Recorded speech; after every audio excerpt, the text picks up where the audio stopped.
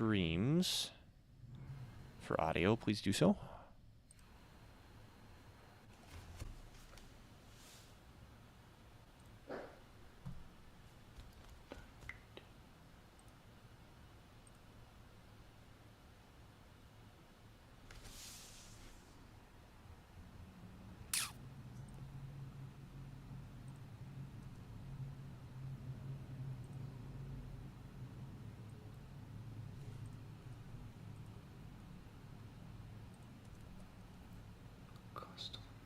Okay.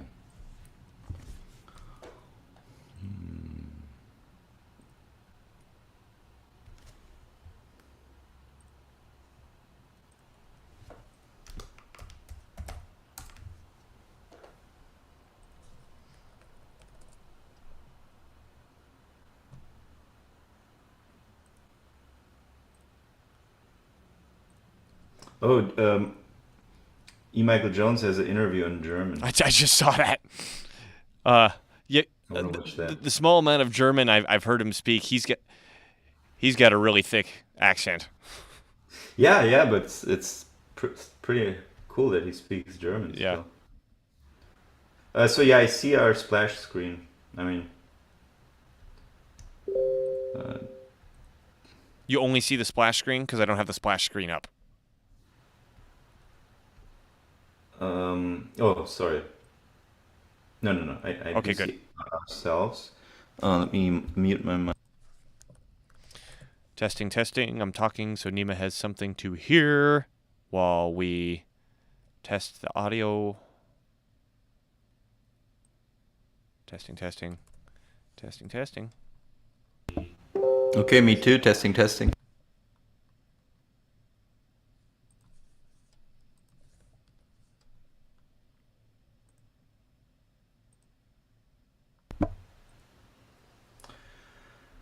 Everything sound good? Yes, the sound check is approved by me. I've signed off on it. Good. But I'm not responsible if it doesn't work. Yup. Okay, government. We have all the authority, but none of the responsibility. Get your vaccines. Yep. From Uncle Tony. Remember, we're on YouTube. Watch your language there. Oh, yeah. Well, what did I say? I didn't say. Yeah, vaccines from Uncle Tony. You're just moving in that direction. Just your vaccines from Tony.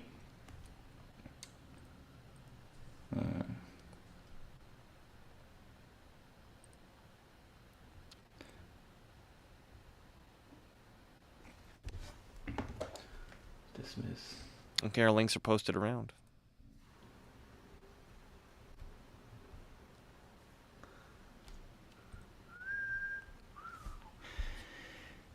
So yeah, I have a better idea of what he means by cost of capital now, I think. Did you read something extra or just based on what we just saw? Yeah, I read something extra just now to clarify the terminology.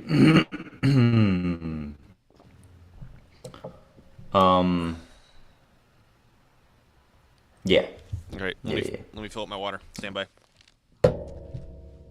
Mm-hmm.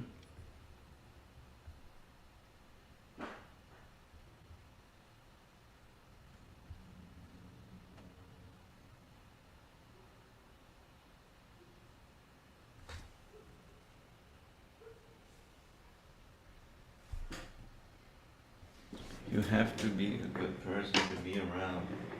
Wow. Thanks, Jordan. JBP.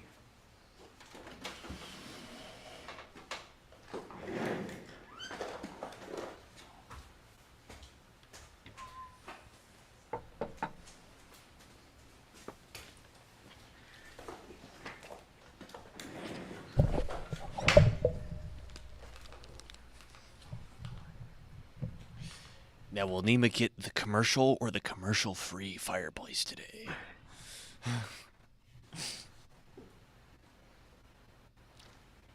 Why he doesn't just say it in the title? Because then you would never choose the commercial version. Yeah. What the hell was I going to do? I was going to do something. They have a live fireplace. Seriously?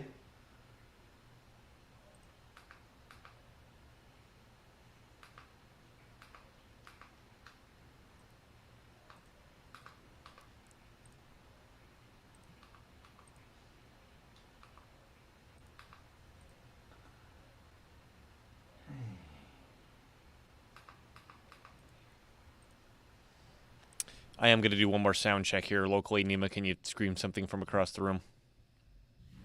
Yeah. Testing, testing. 1, 2, 3. Get your vaccine. I am going to do one more sound check here locally. Nima, can you scream something from across the room?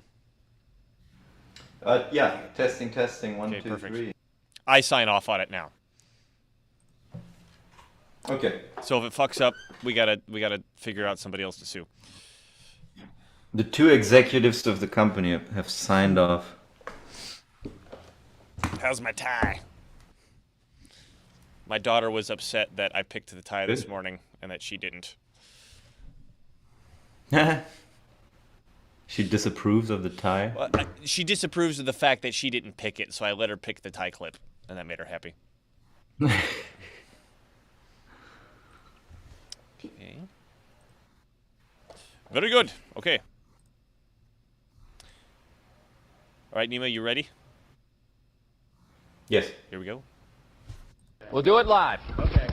We'll do it live. Fuck it. Do it live. I'll write it and we'll do it live.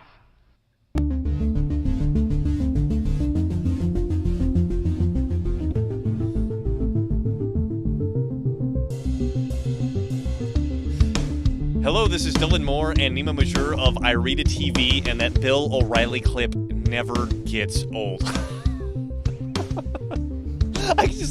I don't know how long I'd have to listen to it on repeat before I got sick of it, but I feel like it's got to be a long time because I just crack up every time I hear it.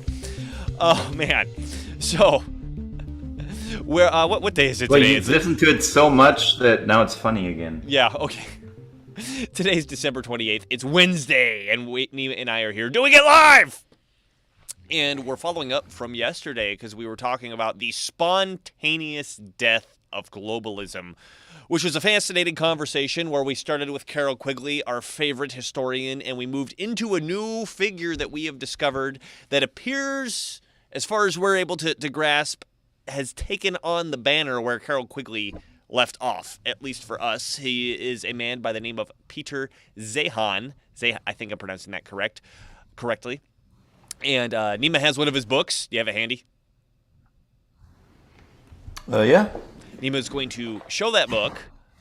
This is the cover. The world, the end of the world is just the beginning, and it's basically a discussion of the fact that the globalist system that we've had since World War II is unraveling itself, regardless of what any political actors are going to want to do at this point. And we're not going to go over what we went over yesterday. I definitely recommend going and checking that out. We're going to pick up where we left off yesterday about we were getting into the various geopolitical and demographic situations of 4 major countries. We talked about the U.S., we talked about China, we talked about Russia, and we talked about Germany. And today we wanted to get into what I think a lot of people listen to us for, which is some modern money theory as applied to what we talked about yesterday. Because when you listen to Peter Zeihan, and I've listened to him a lot, and Nima's been reading to him a lot since we found him, he very clearly subscribes to the neoclassical interpretation of economics, which we full-heartedly reject from this corner of the world. And I think it would be we think it'd be a fun idea to explore, okay, here are the predictions that Peter Zeihan has moving forward, and not necessarily that his predictions are wrong, because even if we disagree with the neoclassical interpretation, the people who run the economy appear to agree with it, and they base their actions on it, so it kind of makes it real. Right? And it's we wanted to have a conversation of maybe the impacts that we're going to see based on his predictions could be softened a little bit if we really understood better how the economy works and what buttons and levers that we actually have access to. So, the demographic point that Peter Zeihan comes from, and I'm focusing specifically on the United States here because we're the best off, and we might as well just focus on that because we live here and fuck everybody else, right? Not really, but a lot of the other world is in some dire situation, and I mean, maybe what we talk about can help them here, but we are going to be focused on the United States today. So, demographically speaking, and we're going to pull up a short clip of Peter Zeihan talking about this in a minute. Demographically speaking, one of the financial issues that Peter Zeihan is predicting is due to the fact that the baby boomers are going to be retiring soon, and they're going to be utilizing their retirement accounts in a different fashion. This is going to have some serious implications in the economy.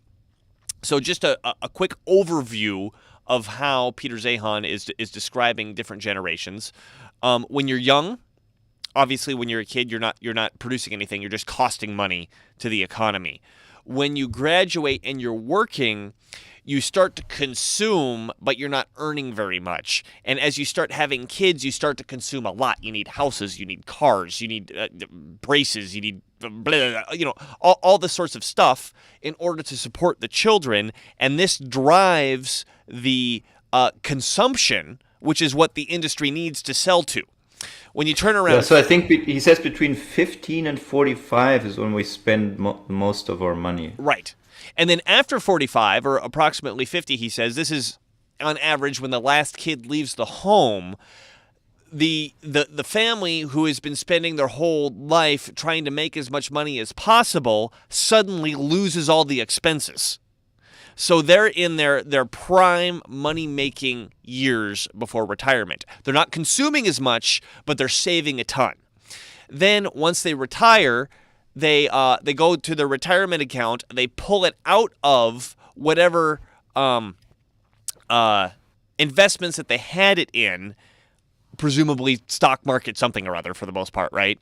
And they put it into more conservative assets, typically something like treasury bills, because now that they're retired and they're not actively earning money, they can't take the volatility and they have to move into something conservative so they know that, hey, if I lose this money, I can't get it back. So I need to move it into something conservative, right? So that's kind of the life cycle of investment, the life cycle of how these different generations affect finance.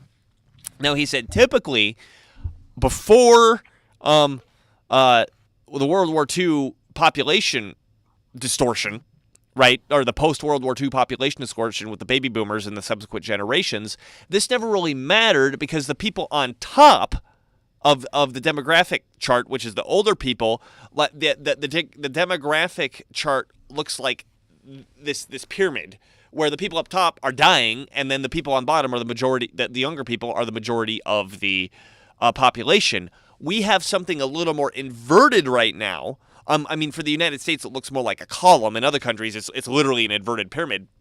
Well, there's more older people than younger people. Peter Zeihan argues that this time it matters because the biggest generation in population in the history of the world is about to retire all at the same time and pull all of their investments out of the market and stick it into something more conservative all at the same time.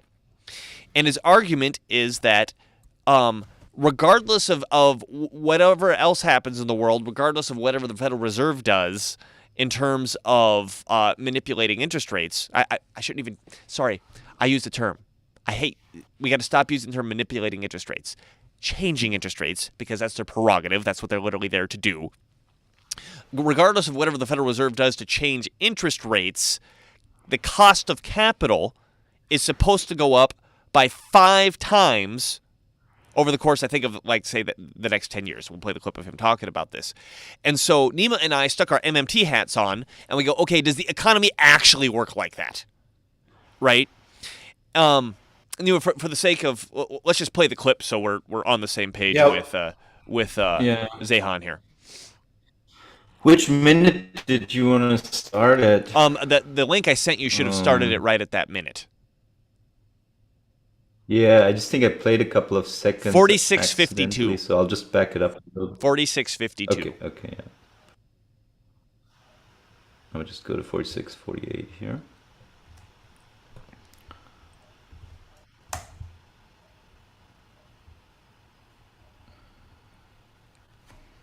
And 75 years on, this is what our demographics look like today. Sorry, I've got the video clipped on the OBS on the recording side, but you'll still hear it.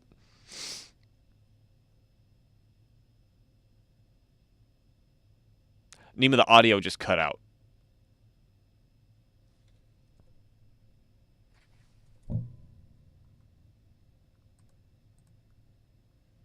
Nima, can you still hear me? Okay, we gotta stop this because I'm not hearing the video. Exactly, the audio is cutting out, but it is. I think it is coming in through your microphone. So just leave your microphone on. No, I muted my mic. Yeah, before you muted your mic, it was coming through. So just play it with your microphone on, and I think we're fine. It's supposed to pick it up from the screen. I know what it's supposed to do. It could be my Zoom settings. Okay. Let me try. Yeah, I didn't have share sound on. Okay. I'll try it again. All right. Don't we love doing it live? Right. But the screen is cut off, so the stream is showing like a center section of the stream, but not the top and bottom for some reason. Kind of like a 16:9. Yes, and I'm not sure how to fix that in real time. Okay. I think we'll hear the majority of we'll hear what he's saying, and we don't necessarily need to see the graph. Okay. We'll see him walking around. Yeah. All right, let's do it again. Adults are not stupid, so we had fewer of them. And 75 years on, this is what our demographics look like today. The baby boomers are the largest generation we've ever had. On average, they turn 65 this quarter. We are there. We've always known that this was coming since the 1960s. Sorry, when he says this quarter, do we know when he did this? Yes, this is like less than a month ago, or maybe a month ago. Oh, so it's literally this. This is quarter. fourth quarter 2022. He's talking right now. Yeah. Ready? Yeah. Think about what this means for finance. Single largest financial population we've ever had is moving to mass retirement. When you retire, you liquidate your stocks and your bonds, you go into T-bills and cash. Because if there's a currency crisis or a market crash, you lose everything. You no longer have the income to recover. You have to go conservative. This is perfectly normal. And it has never mattered until now. Because now the largest generation ever is liquidating everything all at the same time. We have always known between January of last year and December of next year that the cost of capital in the United States, because of just this factor, has to go up by at least a factor of 5. That's it. Pendant of anything the Federal Reserve does. Oh, what? That's it, or? Yeah, well, I mean that's where he starts talking about something else after this. Let's listen. I just want to Okay. see. He says something about the Federal Reserve here. Okay. So let's catch that also. The fact that there's an economic turning and an inflation fight, that's just bad timing.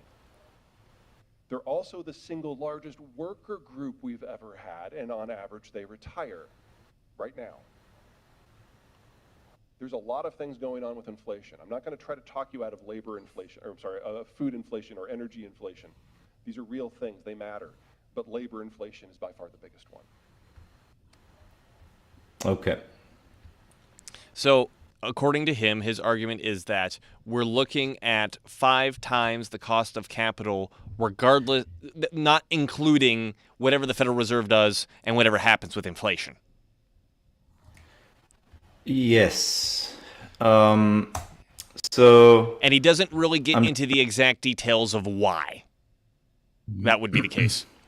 well, and also this 5 times figure, I don't know where that comes from. Obviously, he's just stating that that's something that they've always known since January of last year. And what he does is he combs data. So he combed that data from somewhere, presumably. But he's probably not necessarily, he's not wrong on that, most likely. I don't know what the 5 times or whatever, but the fact that the cost of capital is going to be going up, I think I understand what he means by that. Okay. And we can take a step back and go back to finance theory. That's why I've pulled up this formula here, okay? The net present value formula is a formula that can help you understand how stocks are priced. And it basically says that the net present value of a future cash flow is the cash flow itself. But wait, before you go on to the other side of the equation, what is net present value supposed to represent? So the value of $1,000 today, for example. So if you promise me $1,000 in a year, sorry, the value of $1,000 in a year, but today, how much would I pay you if you promised to give me $1,000 in a year? Oh, I think I understand. So basically, like, hey, this T-bill's 3%. I have a risk-free 3%. So if you're not paying me more than 3% for my money, my net present value is at least 3%. So stop talking. Yes. Yes. Okay. Yeah. So the net present value calculation. So a corporation is nothing but an income stream multiplied by a gazillion, 1,000, however many times into the future, right? So what I just gave you is a subset of how a corporate revenue is basically comprised, right? It's a whole bunch of but also then the payouts to the investors. So a corporation is, from a stock market perspective, just a stream of income. It is a list of income streams that accumulate over time. Mm-hmm. So we just looked at the net present value of Dylan giving me $1,000 in a year. And the net present value of that future stream is calculated by the nominal amount itself, which is R at the time t, so a year from now, divided by 1 plus I to the power of t. So if it's in 1 year, it would be 1,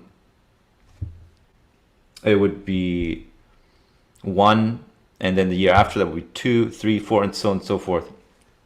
So this I here is what they call the discount rate here. So the I is put together from the risk-free rate, which is what we've talked about before. Which is a T-bill rate, right? Which is a T-bill, yeah. So, yeah, okay. So if you promise me $1,000 in a year, and I associate no risk with your promise in the future, 0 risk, then I would apply. Then this I would literally just be the T-bill rate, basically. Okay. But if I associate risk with you, then that risk is quantified, and I think in the stock market world they call this beta. So this I is put together by the risk-free rate plus a thing called beta, or we could just call it X, or it's the financial wizard's interpretation of what the risk will be, right? Yes. So it's quasi-objective. It's also, ironically, it's kind of going backwards, right? So the scientists, or the financial scientists, the theorists, or they put together this formula, but they have a bunch of objective figures, the amount that comes in and the risk-free rate. But there's also, within this I, there is a factor X, which is we just we just lump everything we don't know into that factor. Right. Right. Now, it's a sound theory to theorize, say, well, that X has something to do with the inferiority of that income stream as compared to a completely risk-free instrument, such as a T-bill or a bond or whatever. Mm-hmm. So that's what Peter Zeihan is talking about here, that factor X is going to be going up. So the factor X has in it obviously the risk considerations.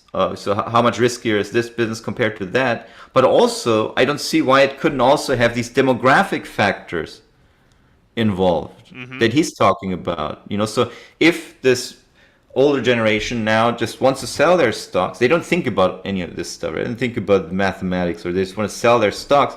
A new stock market equilibrium emerges, a new price level emerges. I mean, I don't mean which would be lower if there's this mass sell-off. Right. Which would be lower, right? So it would be an ex post facto explanation of the prices are now permanently lower because our factor X, which is inside this factor either, has increased.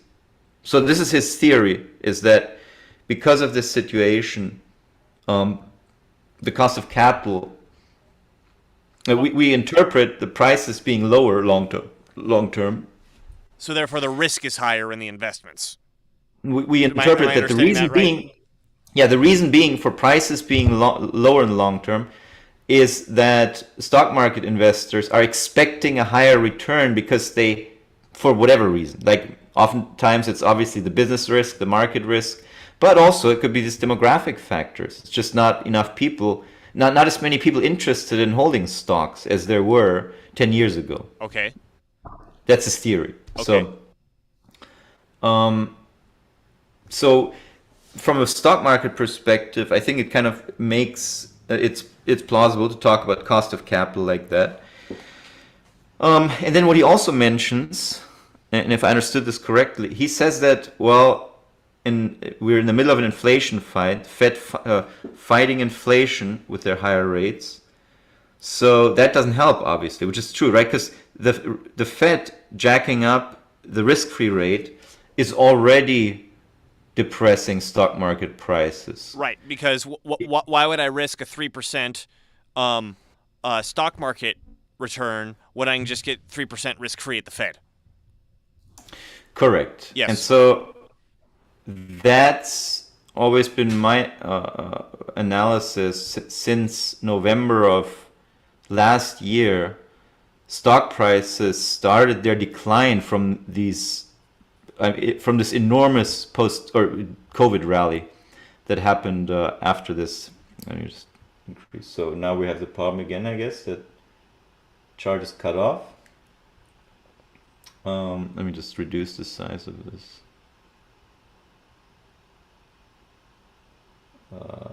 Just check in our stream. Oh man. Yeah, it's I'm not. I thought I knew why it's doing that, but it's not the reason I thought. So I gotta poke around when we're not live. Yeah. Let's remove some of these. That. So we've seen since. What? First of all, what are we looking at here? S&P 500. Yeah, this is the S&P 500, and we have it here for the past 2 years or so, I think. But so in December of 2021 was when the stock market has peaked, and now we're somewhere here. So we've been on a decline. And here, this was... And of course, this gets blamed on Joe Biden and the Democrats, right? Like, oh, yeah, the new president totally screwed everything up on day one, which I'm not saying he didn't screw stuff up. But when you understand the demographics and Federal Reserve stuff that we're talking about here, you can see that there's, like, more fundamental issues at play than whatever political decisions the president's making. Yes, there are multiple factors that have an impact on stock prices. But the big factor that I identify, at least, starting in December of 2021, was that the Federal Reserve completely started changing its tune regarding interest rates. Just cranking it up, yeah. They're cranking. I mean, we could actually. I'm going to put a comparison chart next to this here shortly. But sometimes these comparisons screw things up.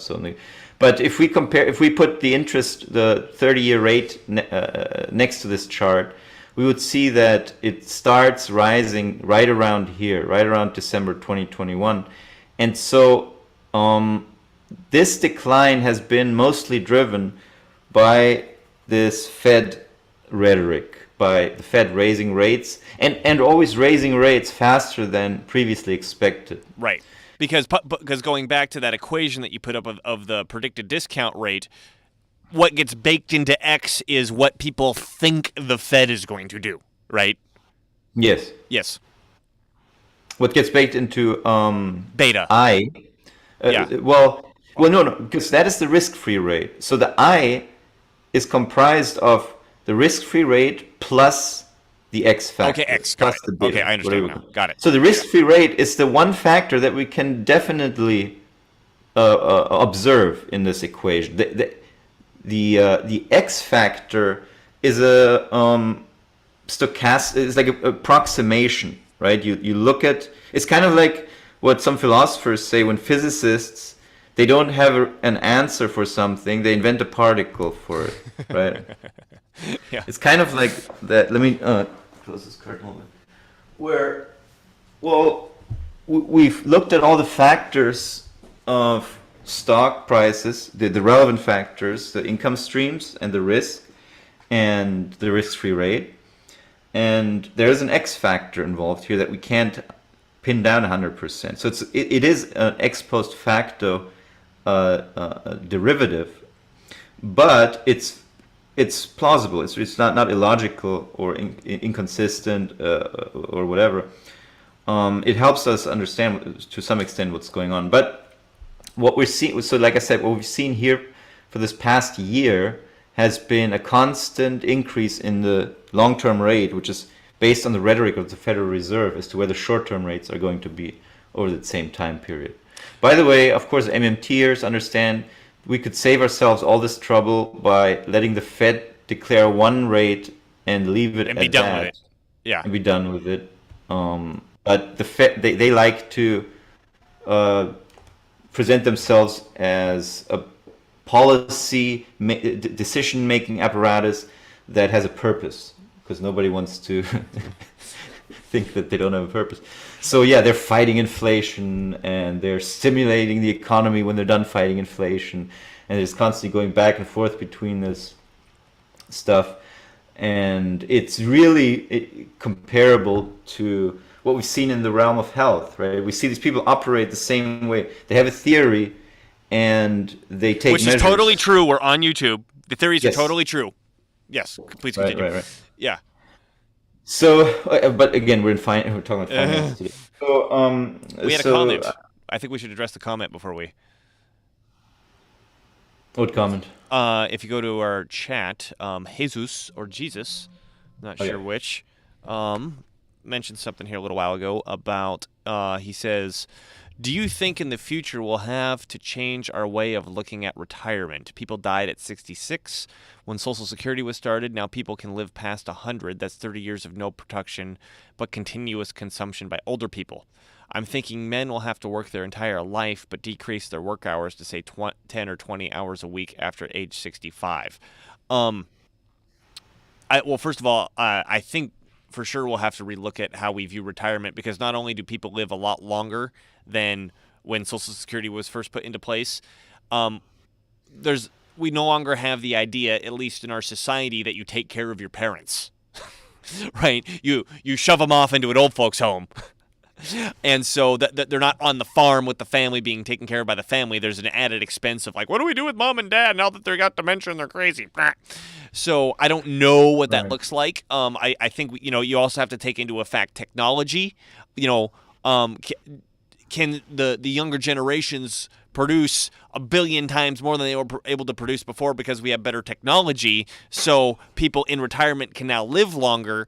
I do think we'll have to completely relook at the way we do everything, including retirement, but I don't know what that's going to look like. Yes. I think we obviously have to revisit the topic of retirement. So what he's talking about, people died at 66 when Social Security was started. So the Social Security model is one where we're told that Yeah, MMT ties right into the this. younger Go ahead. generation, Yeah. yeah, the younger generation is financing the retirement of the older generation because the younger generation pays their Social Security taxes, and the older generation receives money from the federal government. But this is just an accounting fiction, right? So the federal government is telling us the young generation is paying in, and then we're paying out to the older generation. That's not really what happens, because if we understand MMT, we understand the federal government doesn't need to tax anyone In order to afford things. Yes. in order to afford things. So, so from that standpoint already, yeah, I think I think that's already flawed. So obviously, I'd like that aspect revisited so that we don't constantly talk about that we have to raise the taxes in order to keep raise the afford paying taxes, for the Social exactly. Security. Yeah, we don't need to do that. or we have to cut Social Security because we can't raise enough money from the young generation. Blah blah blah. These are always proposals that I've heard for all my life in all countries, basically all the time. They talk about this complicated situation with retirement, and it's really not the way they think it works. Well, and I want to add, it's the same thing for medical care too, right? Because if you look at the federal government budget, it's like this big Social Security, this big Medicare and Medicaid, and this big everything else. Actually, yeah.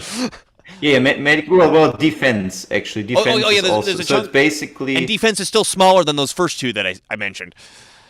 Yeah, so it's defense, health, and then Social Security as well. I think Social Security is not necessarily that huge a component, but definitely medical care. Medical care is defense. huge. I mean, go back to what I just mentioned about, okay, let's say you got to put dad in an old folks home and he doesn't have any money. Who foots the bill? The government, right? And it ain't cheap.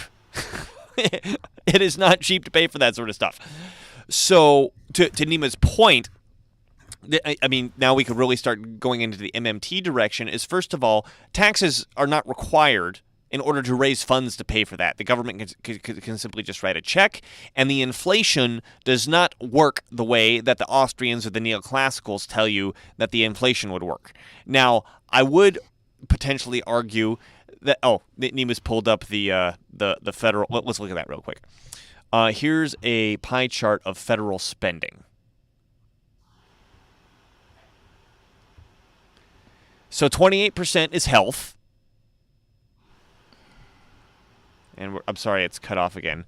25% is Social Security. So there's 50% of the budget right there, health and Social Security. Another 16% is defense.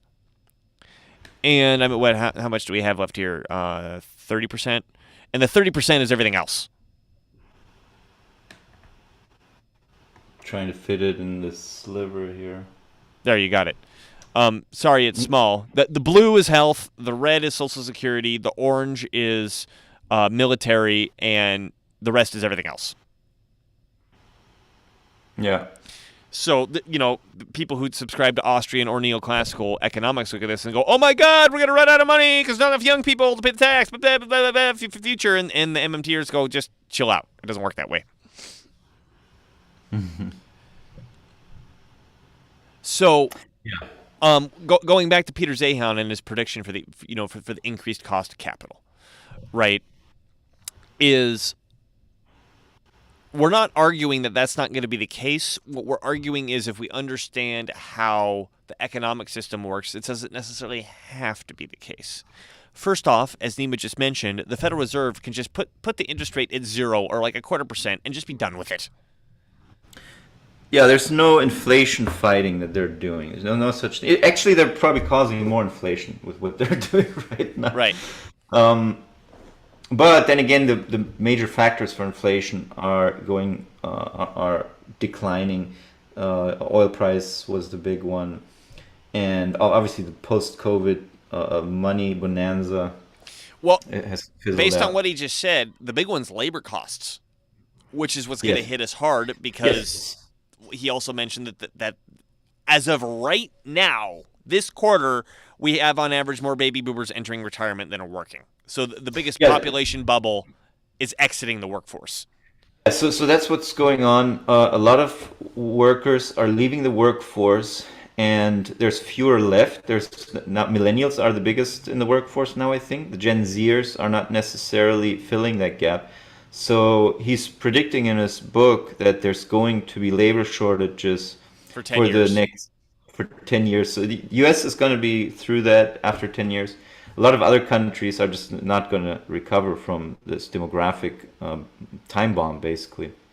But so that's true. These are factors that are MMT or not. These are real world, real resource issues that even MMTers agree we have to take that into consideration. What's the stuff that's actually available out there for us to do all these things? Well, but go ahead. What I would say is that he says the cost of capital in terms of stock market financing is going up, but that doesn't mean that the cost of capital for bank loans. I was going to go right there. Yes. Yeah, has to go up. And then, like we said, if the Fed just left the rate at 0.25% or 1% or 2%, whatever you declare a rate, leave it there. Some people say, well, it has to compensate for inflation, and inflation is usually around 2% on average. Okay, then make it 2%. Oh no, but if inflation is 3%. Oh, they make it one damn number and stick with it. Yeah. I don't care.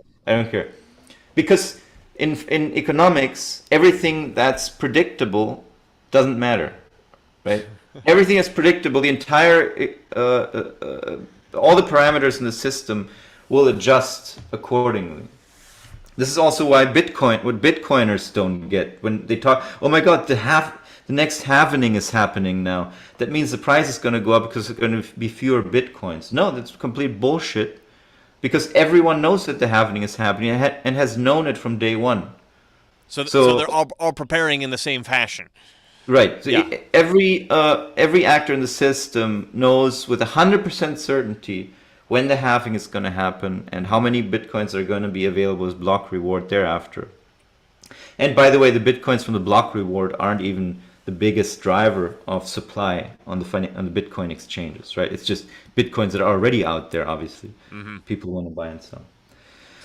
One other thing, so the actors are aware of this factor. So let's stick with one rate, but the imputed cost of capital that the stock market pricing is subject to wouldn't really be an issue for banks. There's no such figure. The banks decide what premium they want to charge based on the risk of the thing they're funding, based on the risk inherent in the thing they're funding, compared to the risk-free rate. Right.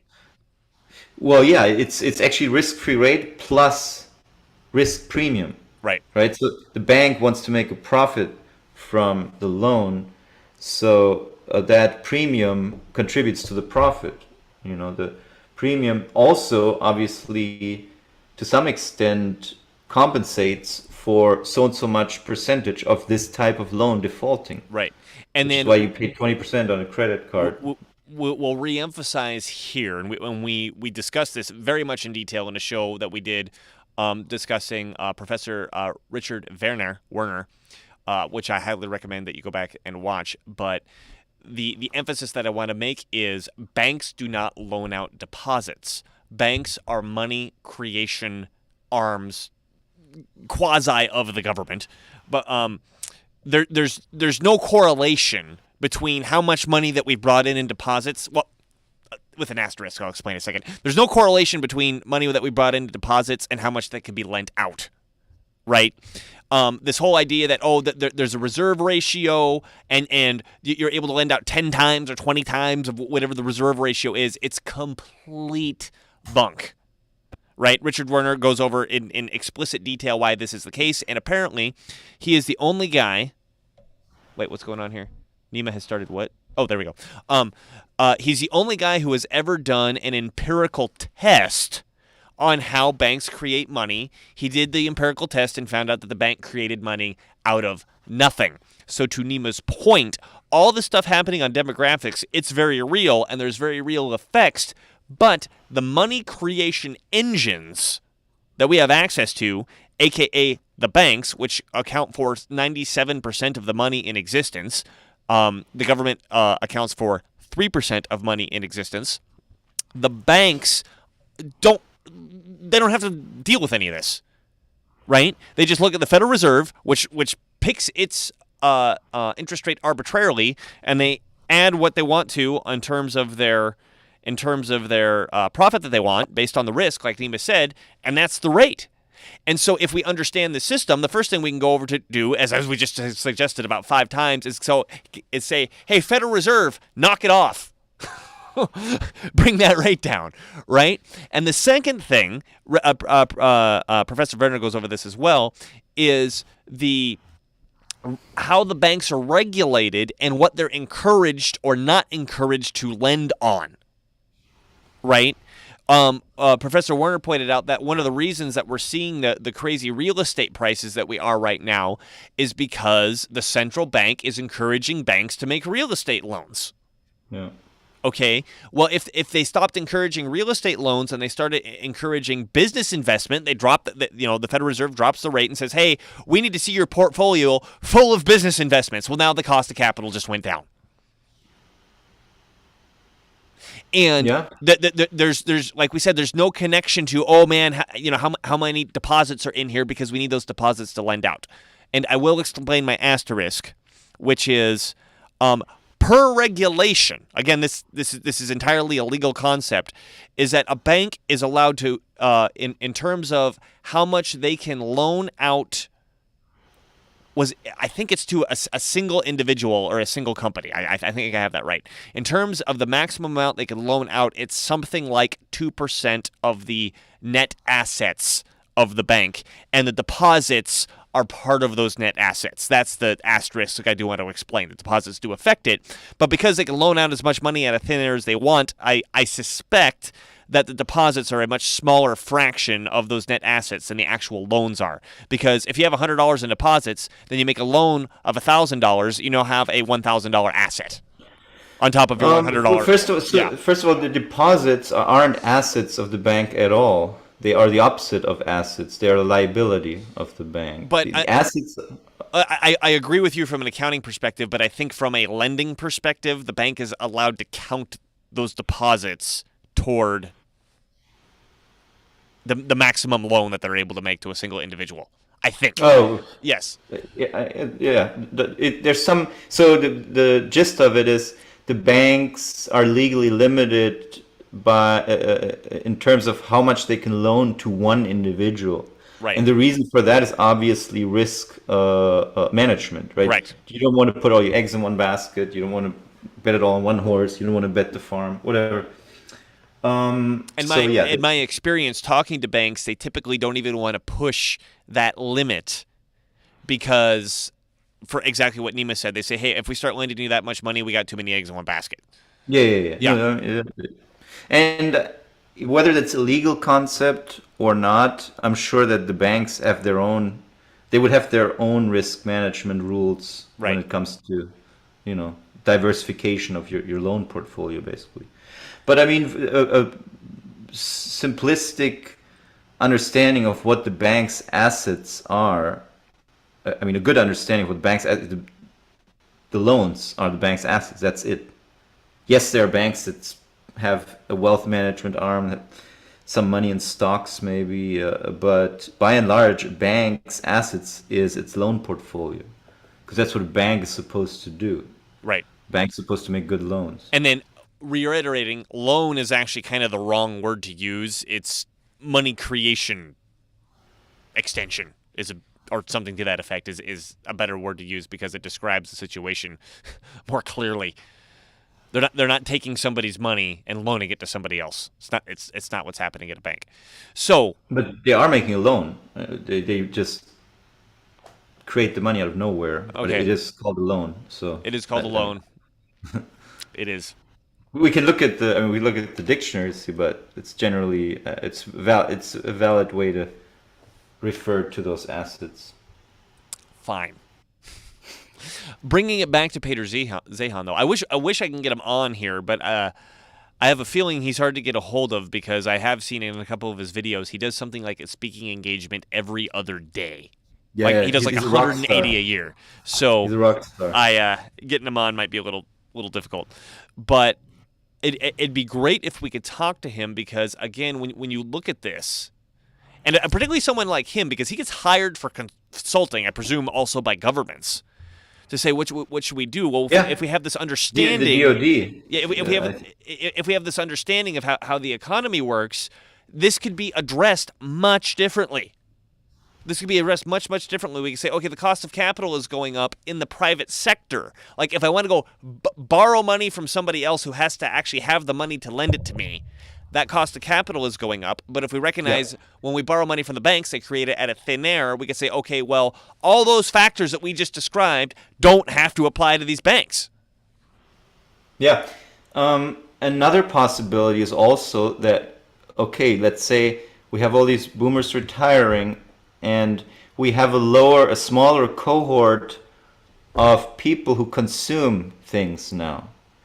I mean, stripping off all the money, all finance and all that, just look at that fact. Mm-hmm. Doesn't that mean that we have declining consumption spending and declining residential investment spending? That would lead to lower corporate profits, and lower corporate profits could be reflected in lower stock market prices. So, and it may be reflected in increased risk for lending. Yeah. Right. Well, because it's less collateral, I guess. I mean, if hey, I got this business idea, I'm going to create a business, I'm going to buy a business, and the bank goes, hey, wait a minute, yeah, you're selling X amount of units today, but the people buying it is going down because the demographics are going down. You're not going to be able to sell X amount of units tomorrow. So there's a higher risk here. Yeah. Right. So that's the question, I guess, actually, now that I'm thinking about it, the big question from Peter Zehan's analysis, is that going to be a big challenge to the world's corporations? And I think the answer is obviously yes. Is that your market is shrinking. Yeah. So if your market's shrinking, then your profit projections will have to come down at one point. But again, because if we were only to look at the US, then we could say, well, you could export. But it's what it looks like. Yeah. So exactly according to the demographic analysis that Peter Zehan makes, the consuming generations all over the world are collapsing, and the US is actually among those that are better off than most other countries in the world. By the way, even Mexico. I forgot to mention this. We talked about Mexico yesterday and how little of a threat the southern border is to the US, militarily at the very least. Uh-huh. But also he talks about how the migration wave from Southern America from Mexico to the U.S. has already peaked in the 2010s, or even before that. I think he says 2006 or so may have been when that has peaked, because Mexico is also going through the same demographic decline that and all the other industrialization. Yeah. Yes. Huh? And industrialization. So much industry is moving into Mexico, you may not have to cross the border because you can job at home. Yeah. The industrialization and the urbanization is the reason for Mexico's demographic decline. Mm-hmm. So it's not like Mexicans are so much. It's not like Mexicans are better off than all the other industrialized countries.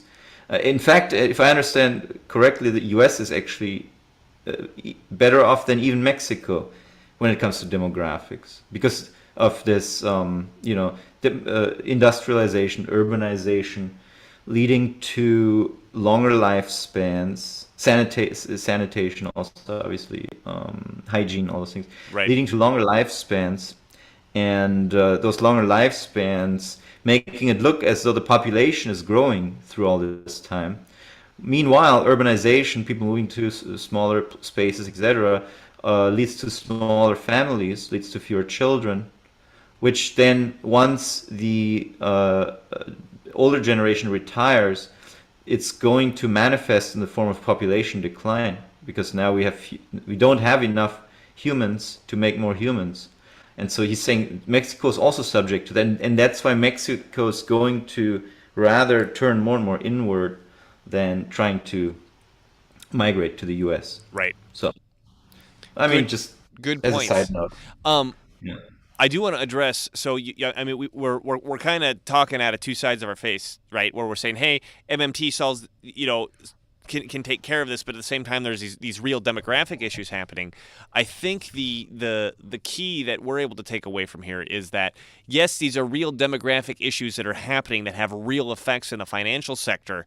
However, if we understand MMT, we can adjust to alleviate that. Because I mean, like we said, if the population's going down, or the consuming population's going down, consumption drops, which means lower corporate profits, that can even reflect in higher risk from the banking side.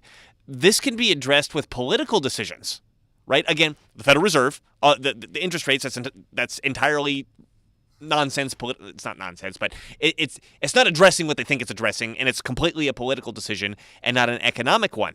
Well, here's another political decision. If the corporate profits are going down, you could decrease taxes. Yep. Right? Okay. Well, if we get rid of the Social Security and Medicare tax, well, all the corporate profits just went up by 7% or whatever, right? Then even more so, if we cut all the personal income taxes, the federal government deficit increases, and the federal government deficit is free money.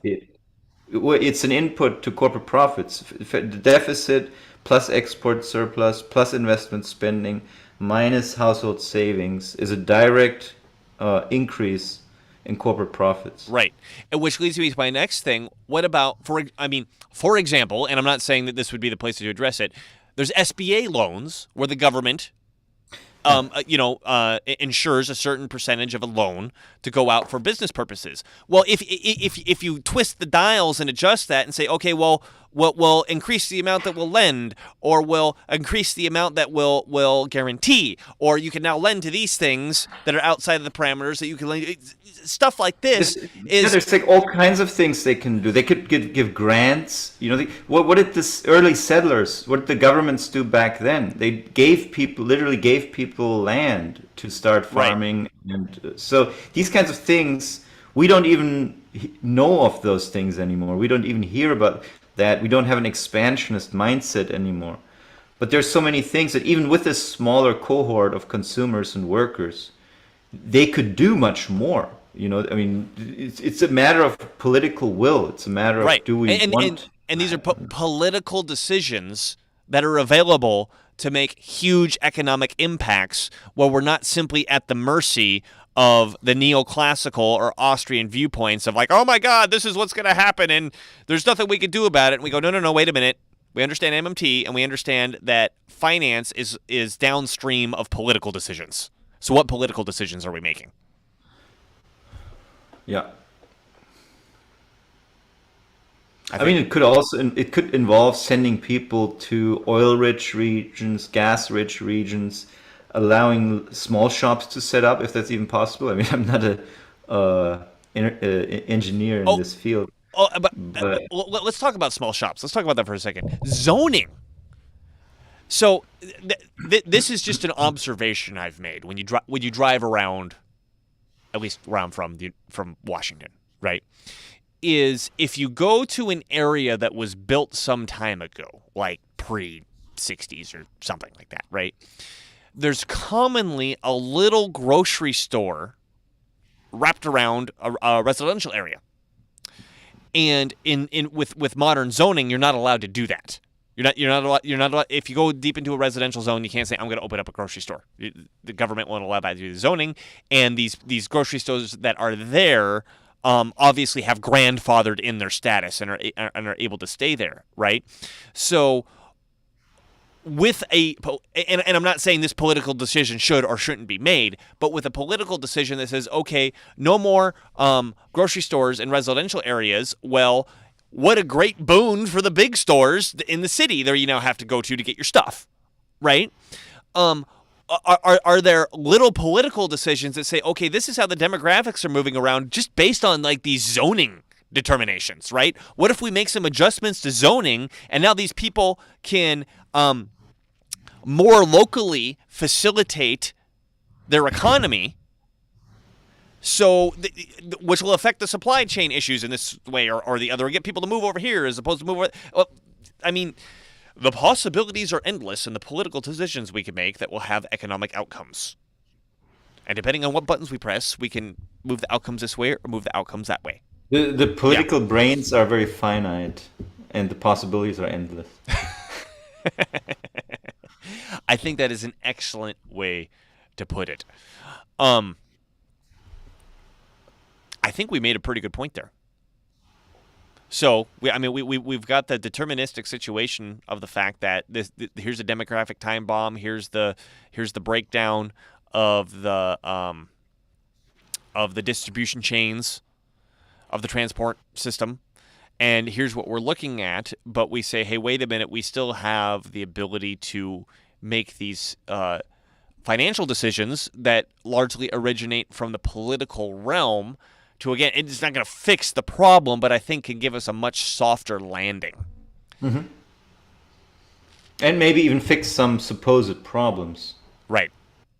Such as the cost of capital, it's like... Yeah, that's where we started, cost of capital, right? Yeah. Stock market is not the end-all, be-all of finance. It wasn't for the longest time in human history. So... Yep. There's alternatives, so definitely. Word. Well, if we've hit it well, I think it's a good place to wrap it up. So, Nima, any last thing before I wrap this up? No. Good. Okay. This has been Dylan Moore and Nima Majur of IridaTV doing it live. Thank you for coming and checking out our live stream. This will be uploaded later. Please head on over to IridaTV. Our IridaTV to check out more of our stuff. Follow us at the social media of your choice. And thanks for watching, and we'll see you next time.